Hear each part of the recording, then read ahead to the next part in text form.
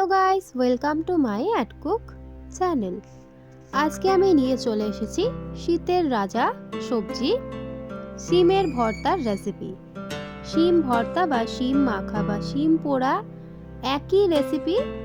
এই রেসিপিটা কিভাবে সুস্বাদুভাবে বানিয়ে নেওয়া যায় আর একটি সবজি মিলিয়ে, সেটা আমরা আজকের এই রেসিপিটাই দেখে নেব।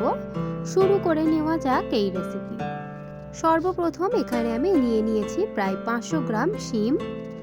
শিমগুলো ভালোভাবে দুটো শির আমি কেটে ফেলে দিয়েছি এবং দুটো মুখ কেটে ফেলে দিয়েছি, ভালোভাবে ধুয়ে নিয়েছি।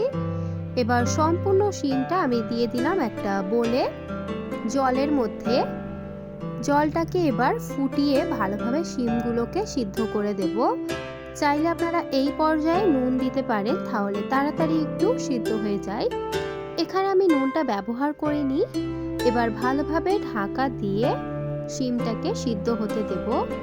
অন্যদিকে যতক্ষণ শিমটা সিদ্ধ হচ্ছে, সেই সময় আমি শিমের জন্য কিছু উপকরণ ভেজে নেব। কড়াইয়ের মধ্যে দিয়ে দিচ্ছি পর্যাপ্ত পরিমাণে সরষের তেল। তেলের পরিমাণ অল্প একটু বেশি রাখবেন, কারণ এই তেল দিয়েই আমরা কিন্তু সমস্ত ভর্তাটা বানিয়ে ফেলবো। তেলটা এবার কড়াইয়ের মধ্যে গরম হয়ে আসলে এখানে আমি দিয়ে দিচ্ছি 5 থেকে 6টা রসুনের কোয়া এবং 2 থেকে 3টে দিয়ে দিচ্ছি শুকনো লঙ্কা। ঝালটা আপনারা আপনাদের অনুযায়ী দেবেন। এখানে যদি লঙ্কার ঝালটা আপনারা বেশি খেতে পছন্দ করেন, অবশ্যই তাহলে লঙ্কাটা বেশি পরিমাণেই দেবেন। এবার এই পর্যায়ে আমি ভালোভাবে নাড়াচাড়া করে লঙ্কা এবং রসুনটাকে ভাজা ভাজা করে ভেজে নেব।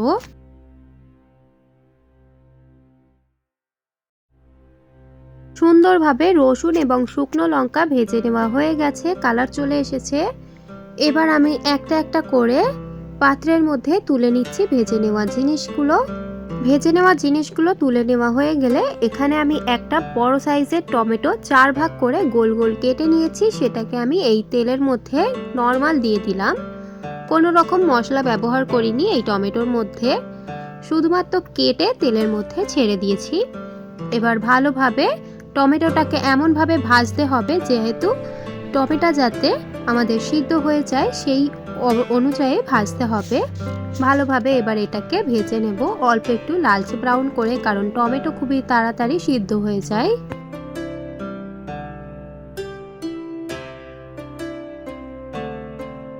সুন্দরভাবে 2 থেকে 3 মিনিট ওলট পালট করে দিয়ে দেখুন টমেটো আমার ভেজে নেওয়া হয়ে গেছে।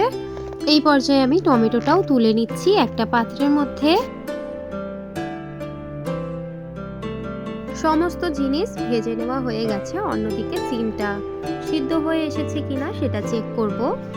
দেখুন সুন্দরভাবে সিমের কিন্তু কালারটা পুরো ডিশ কালার হয়ে গেছে।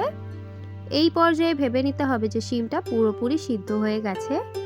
এবার আমি গ্যাসটাকে অল্প একটু অফ করে তারপর আমি স্ট্যান্ডিং টাইমে রাখবো, যেহেতু সিমটা শুধু 10% কাঁচা ছিল তার জন্য। দেখুন এবার শুধুমাত্র সিমটা হাতা দিয়ে ভালো করে প্রেস করলেই কিন্তু ভেঙে যাচ্ছে। এবার আমি সিমটাকে তুলে নেব যে কোনো একটা ছিদ্রযুক্ত বোল বা পাত্রের মধ্যে, সিমটাকে জল ঝরাতে দেওয়ার জন্য এবং ঠান্ডা হয়ে যাওয়ার জন্য। দেখুন এখানে আমি ছিদ্রযুক্ত একটা বোলের মধ্যে জলটা ঝরিয়ে নিয়েছি এবং ঠান্ডাও হয়ে গেছে। এবার আমি সিমটাকে মেখে নেওয়ার আগে দেখুন শিম থেকে কিন্তু আমরা জলটা বার করে ফেলবো, যেটা সিদ্ধ হওয়ার সময় জলটা ঢুকেছে। হাতে আমি অল্প একটু শিম নিয়ে হালকা করে প্রেস করে জলগুলোকে সব বার করে একটা পাত্রের মধ্যে শিমগুলোকে নিয়ে নেব। অনেকটাই পরিমাণে জল বেরোবে এভাবে করে করলে।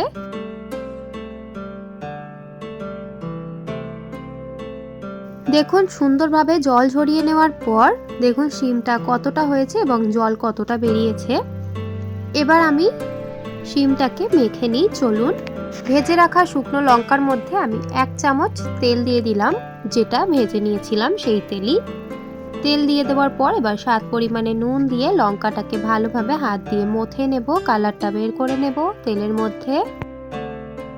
নুনের সঙ্গে লঙ্কাটাকে মাখাতে মাখাতে রসুনটাকেও ভালোভাবে হাত দিয়ে চেপে চেপে থিতো করে মাখিয়ে নেব।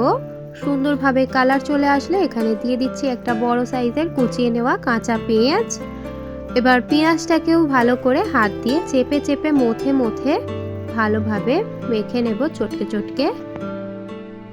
যে কোনো ভর্তার মধ্যে কাঁচা পেঁয়াজ দিলে তার স্বাদ দ্বিগুণ হয়ে যায়। ভালোভাবে মাখিয়ে নেওয়ার পর এর মধ্যে ভেজে নেওয়া টমেটোগুলো দিয়ে দিচ্ছি। এবার হাত দিয়ে ভালোভাবে টমেটোটাকেও মেখে নেব।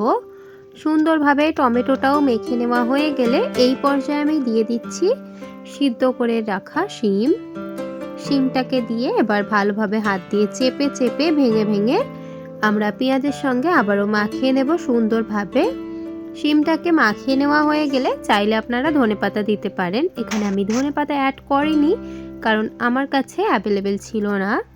এবার সুন্দরভাবে মেখে নেওয়া হয়ে গেলেই আমাদের রেডি হয়ে যাবে শিম এবং টমেটোর একটা দারুণ ভর্তার রেসিপি, যা গরম ভাতের সাথে চেটেপুটে শেষ হয়ে যাবে।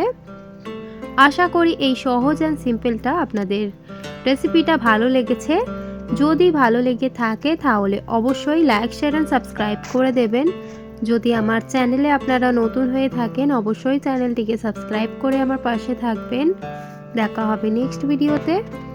আজকের এই ভিডিওটা দেখার জন্য আপনাদেরকে সবাইকে অনেক অনেক ধন্যবাদ।